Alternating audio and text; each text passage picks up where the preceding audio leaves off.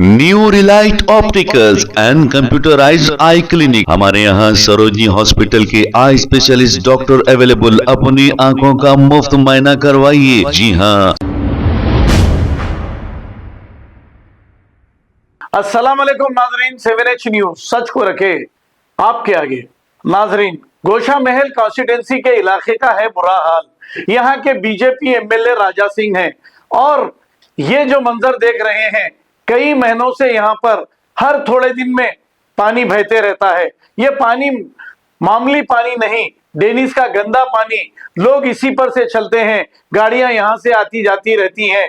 लेकिन यहाँ के गोशा महल बीजेपी एमएलए राजा सिंह को इसकी कोई फिक्र नहीं।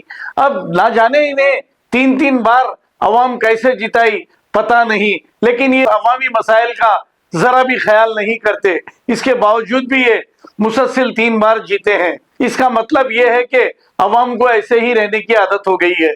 आइए देखते हैं इसी की रिपोर्ट।